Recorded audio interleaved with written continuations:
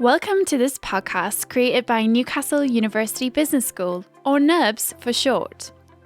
The Oxford Dictionary states that the nub of something is the central or essential point of a situation or problem. So we hope that in this series we can help you to get to the nubs of it. This podcast series looks at a key theme of value, the value of our creative economy, the value of our student experience, the value of our research, the value of our collaborative networks. In this series, you will meet academics, alumni, students, graduates, and professional staff of Newcastle University Business School as they talk about what value means to them. In this episode, join your host, Ashleigh King, as she speaks with Dr Cristina Neesham and Dr Josie McLaren about the value of ethics and corporate social responsibility. Dr Cristina Neesham is the Director of Business Ethics and Corporate Social Responsibility at Newcastle University Business School, while Dr Josie McLaren is a Senior Lecturer in Accounting and Finance.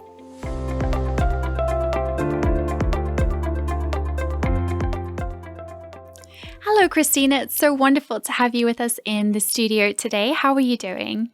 I'm very fine, thank you. Thank you, Ashleigh, for inviting me. It's a pleasure. I'm delighted to be able to be with you today. Thank you. And it's wonderful to have you here because I know you're a very busy woman and a very busy researcher, actually exploring many different topics, and you wear many hats and you have many different leadership roles. So having you here, sharing your research, sharing your ideas, and giving your time is really important for me to have that with you. So thank you. It would be wonderful for our audience if we can hear a little bit about you and your background in your own words. Well, I've been in the academia for more than 20 years, and most of it has been in Australia. I was a lecturer at Monash University and then senior lecturer at Swinburne University, both in Melbourne. And then 2 years ago, I joined Newcastle University Business School as a reader in business ethics and corporate social responsibility. And I'm also fulfilling the role of director of the ethics, responsibility and sustainability strategy of the school. It's really beautiful to hear your wealth of experience that you bring to the business school, but also the wonderful institutions you've come from and that you've worked with. And I'm so curious because I love to ask all of the researchers as we've been talking to in this series, but how did you get into academia? Did you ever want to be an academic when you grew up? Did you know this would become your path and your journey? Not really from the beginning. I do come from a family of academics. My father was a mathematician, and I've always thought of myself as an educator. I just wasn't sure at what level of education I was going to choose my profession, my career. And then as I graduated from linguistics and then philosophy, it became quite clear that I would want to continue in the academia. And I was very interested in applied philosophy, social philosophy of organizations, and this is what I've continued to today. Beautiful. I love that. And in terms of ethics, your interest in ethics, is that something you have always been interested in?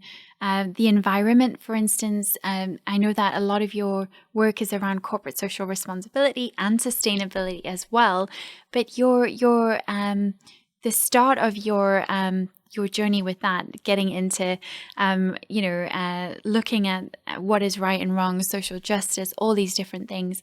Did you have any of that as a small child? Did you nurture any talents as you grew? Or I'm wondering if there is something that you've had since being a young person that you really valued that has been with you always? I think I should say prior to the academia and my professional career, I was born in Romania, and I spent the first 25 years of my life, yes, in Romania. And in the first 21 years of my life, it was a police state, as anyone would know. It was a communist country, and it was a very oppressive regime, and just simple freedoms of individuals trying to live a normal life was an uphill battle. So yes, you grow up with a sense of justice because there are so many things that you want to fix, that you want to improve, that you want to set right. And so it's inevitable that, especially after the fall of the regime in 1989, when a revolutionary movement happened, I was a student at the time, so it was, part of my generation to feel that we need to engage in social justice in a meaningful way, to relearn what it means to be a democratic society and try to make things better. Thank you so much for sharing that. And I think it's really interesting, actually, that journey that you've been through, because it's so powerful to hear the motivations as well behind your own research and your journey. And I'd love to know, and I'm sure our listeners would as well, a little bit more about the research that you love to do. You do a broad range of research, actually, with partners all over the world. But I'm just curious about if there's any particular projects you want to share or talk about, or your research in general that you'd like to share with us today. Yes, thank you. So I should mention that although I've studied many contexts, many different types of organizations in different sectors of society, the linking thread has always been trying to understand the concept of value, how people value things, how different forms of value, especially non-economic value, can be appraised. And I was really intrigued by this idea, which is still persistent, that businesses are or shouldn't be expected to embrace other forms of value than economic. Businesses are set up to deal with economic value. That is their purpose. They shouldn't be asked for more than that. And I think that although in the last 20 years things have changed, the discourse has changed considerably in this area, there is still this mindset that continues to dominate our institutions, and in particular business practices, global corporations, legal systems that support them, that somehow they should be left off the hook, that shouldn't be concerned with non-economic value. And in that, I'm thinking about social value, environmental value, cultural value, intellectual value, human value. All of these are concepts that have their own indicators that have gained ground in the last several decades of research in human well-being and in social progress. And it would be naive, considering the power and resources that global corporations command, for example, to say that somehow they should be having a different ethical and moral regime than the rest of us. So, yes, my research is focused on trying to provide solutions for businesses to deal with non-economic forms of value and actually appraise those forms of value and deliver them. And of course, it has this advocacy aspect as well, that is starting from the premise that businesses should, like any other citizen, should be involved in producing these different forms of value. I love that you've talked about value there and how it is such a big part of what you're looking at and the research, but also across so many sectors, across so many parts of society. So it's actually so multifaceted a topic. And one of the things I heard you say a lot is appraise. So rather than measure, or when we say evaluate or all these different things, I mean, in many ways, it's challenging to think, well, what is of value and what isn't of value, and how you measure that. And what you've said as well about businesses tend to go for the transactional approach, the economic value that you can see. But sometimes there are intangible benefits or activities. For instance, I'm thinking if you were in a small community and you were working with employees there, it's helpful to have those employees to be happy and their communities happy, because it makes them better at work. They have better lives, their families have better lives. So this is where I see the the value of collaborating between businesses and schools and universities and all of the different types of actors that you can have working with each other. One of the things I wanted to ask is, how can universities, or how can governments or places where institutions where they see that there are poor ethics happening, issues that are not right, how can we use our voices? Do you feel that, or are there times where people can come together as pressure groups or to campaign against particular practices? How much does your research look at not only the value and the ethics of some of these issues, but also putting tangible measures in?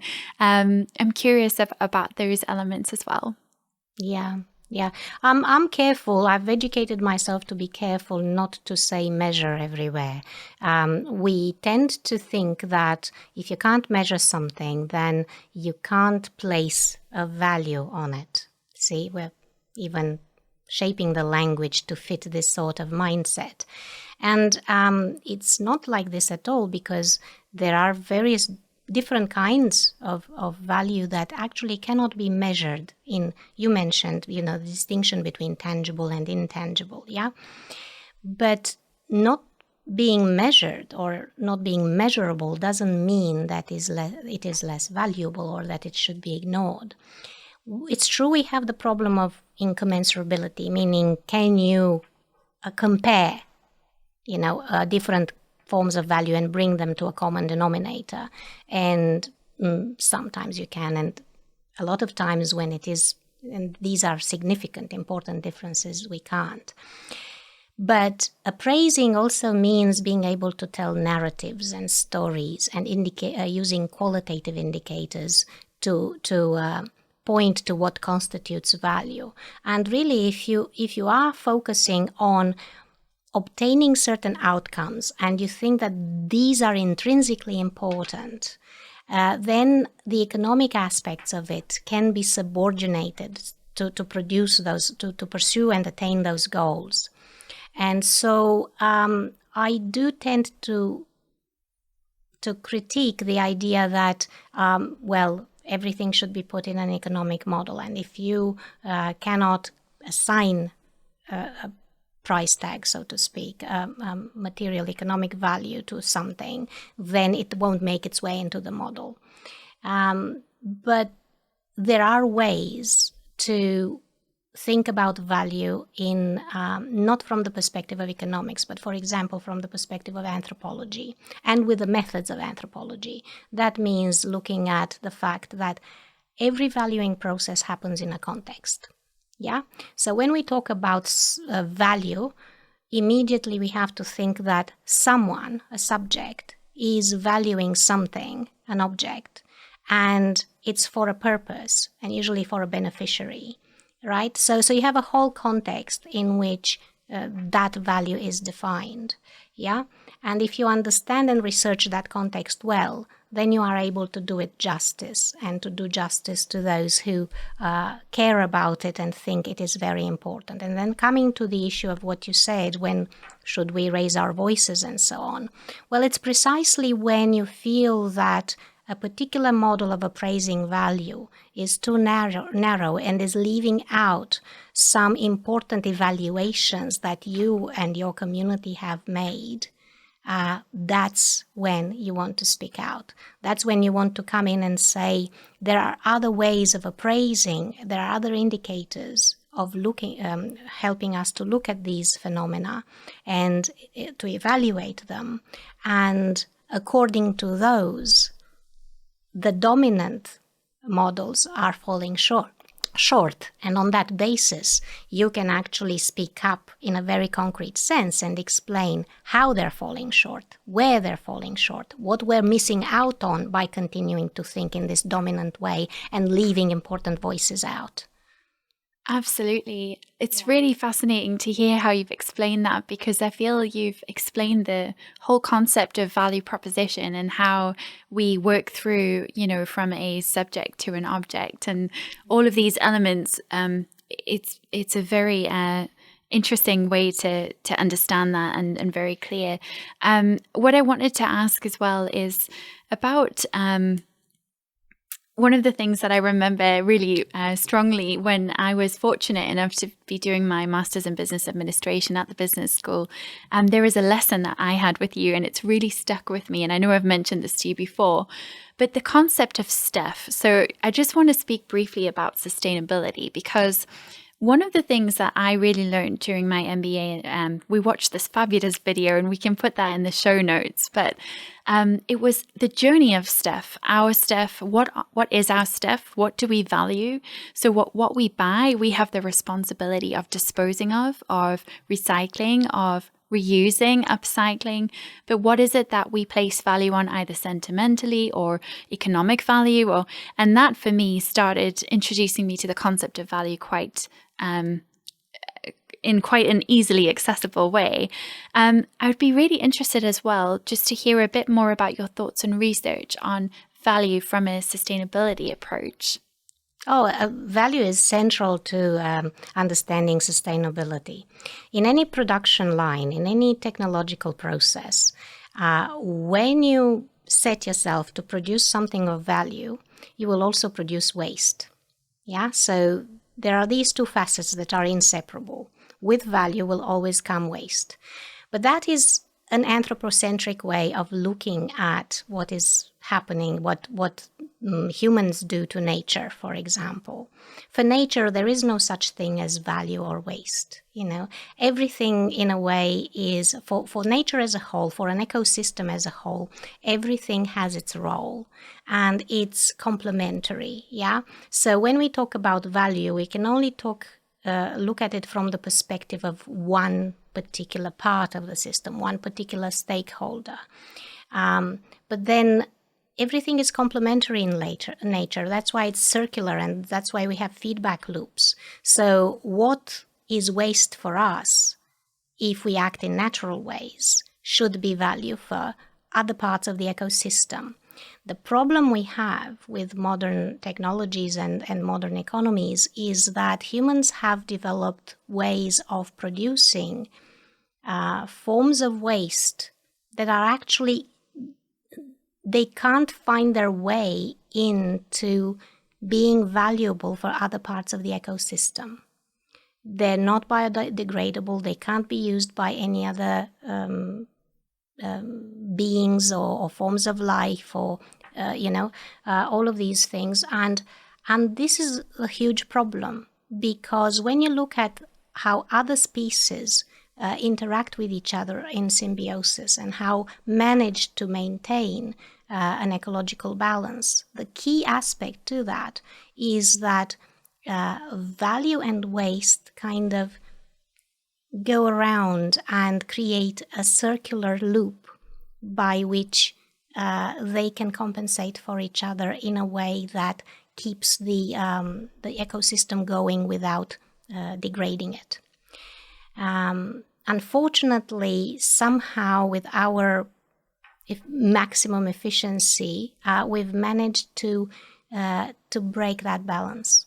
And we need to use our technical capabilities to regain that knowledge, that understanding, and also that practice of keeping within the ecosystem's balance. This is why the study of value and waste in relationship is extremely important, and not just from the perspective of human production, but from the perspective of other stakeholders in nature that we share our habitat with.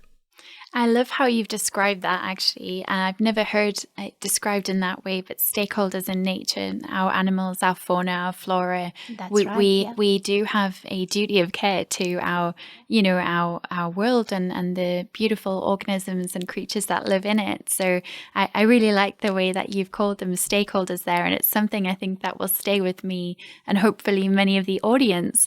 So that's all we've got time for today, actually, Christina. I'm going to put lots of wonderful links to your research in our show notes. But one of the things I did want to ask as a final question is if you could sum up or say what Newcastle University Business School means to you in one word, what would you say? Wow, in one word. You can say wow if you want. Yeah, it's a good start saying wow. A good word is home. I feel at home. Yeah. I think that's really beautiful because I think having worked at many institutions, all over the world and also lived in different countries, a bit like myself, to have a place to call home is really special. So that's a really lovely way to describe it. Thank you so much for coming in today. You're welcome. Thank you, Ashleigh. The business school is located at the gateway to Newcastle Helix, bringing together academia, the public sector, communities and businesses, providing unique opportunities for our students. Hi, Josie. It's so great to have you with us today. How are you? Hi, Ashleigh. I'm fine, thanks. It's really great to be here today. It's wonderful to have, we've had some brilliant researchers to interview today, as well as students and some alumni. And I'm really enjoying the breadth of people I'm getting to meet, but also the fabulous research I'm getting to hear about. And I know that our audience will love to hear about yours. So could you tell us a bit about you, your name, your title, your background, and anything you want to share? Yeah, sure. I'm Josie McLaren, Dr Josie McLaren, and I'm a senior lecturer in accounting and finance at Newcastle University Business School. And I'm also the head of the accounting and finance subject group at the moment. And my research is really around decision making in organisations, whether it's public sector or private organisations, and the sort of behavioural responses that decision making and those decisions around accounting information has. And really, traditionally, this was all about financial information and creating value, making profits. But nowadays, the remit is so much wider than that. And that's what's really interesting, because we're needing to think about real current problems in the world today, whether it's to do with climate change or the environment. So my kind of theme, I guess, is around social justice, and farm animal welfare is one of those themes for me. So I'm fascinated just thinking about what you said there right from the beginning, and I'm sure our audience will have this question too. What does accounting and finance, being a subject head in that area, what does that have to even do with ethics or corporate social responsibility or social justice? What do the numbers tell us about the research that you're talking about? So what does that even mean? Where is the link? Yeah, it might be quite difficult to see the link at first. But one of the things that accounting can be used for is to demonstrate accountability. So when firms report, say, part of what they're doing is trying to demonstrate accountability. So they're disclosing things to show that, so that maybe wanting to talk about ethical issues, farm animal welfare issues, that sort of thing, becomes part of their disclosures. So that's the connection that we have, because accounting is all about information and information out there. So yes, absolutely, sustainability and ethical issues are a key part of that. It's a very interesting thing to talk about, because there is the old adage or the saying that you hear, which is that the numbers are everything, or the money trail, you can always follow it. So I guess in certain industries or in certain movements or companies, you can always see where the funds are going. So I would like to hear a little bit more about your research, particularly the animal welfare research. Can you share a little bit about the research you're doing, but also why you're doing it? Yeah, well, first of all, and the reason for why I'm doing it, and it was kind of serendipity, really. I saw a press release in the Financial Times back in 2013 about this new benchmark called the Business Benchmark on Farm Animal Welfare. And it's a scoring or a rating system that scores firms on what they disclose around animal welfare. And this is large food companies, global food companies. And I thought that was really interesting because animal welfare is obviously a really important issue. And this benchmark that had come along, it was published and created by a firm called Christinas Sustainability and supported by Compassion in World Farming and World Animal Protection. So you may have heard of them. They're really big groups. And to me, animal welfare is a really important issue. And this benchmark, which is scoring firms on their reporting, I thought that's really interesting, particularly if actually firms will change their reporting, whether it can affect change. And the original design of this benchmark was to get investors behind it so they would challenge companies to do more, do better, be more accountable through their accounting information. So to me, that was a really interesting question. And I started looking at it. And I looked in the accounting literature, and actually there wasn't very much in there at all. There wasn't much on animals, let alone the idea of animal welfare. It's quite an under-researched area. And so I got thinking about it really, and I really quickly realised that farm animal welfare is quite a complex area. It's really contentious because actually we talk about welfare on the one hand, yet on the other hand, they're farmed animals and we're going to kill them in the end, if people are eating the meat. So that's very contentious. It's also actually quite hidden. We can't see welfare. If we buying something from a supermarket, we can't observe the welfare, can we? The animals, we have to kind of trust in a way, and if we care about this sort of thing. And then also another thing I suppose about animal welfare and welfare in general, it's actually quite difficult to define. So if what you think is good welfare might be completely different to me. It's quite subjective. And therefore, it makes it quite difficult to measure and therefore quite difficult to account for. So all these things were going around in my mind, and it sort of sparked a question to me is it possible that this benchmark that I'd seen can be used to get companies to do more, to do better, to change? So this is a question really then about the accounting disclosures. Can they be a mechanism for positive social change? So that's kind of why I got into the research. And that's really interesting because normally we think of firms responding to what they have to do. They have to report according to standards, according to laws. This is something that's completely voluntary, not mandatory. So the question to me was, well, would firms take any notice of it? Would they actually align? Because they don't have to. And so would they change their practices and their reporting? So that was the sort of fundamental question that I was looking at. I'm so interested in everything you've said there, particularly would firms actually want to get involved? Do they want to do it? And I would like to know about some of your findings actually on if you may not be able to share everything, but what did you find? Did you find that anyone did want to get involved and share more?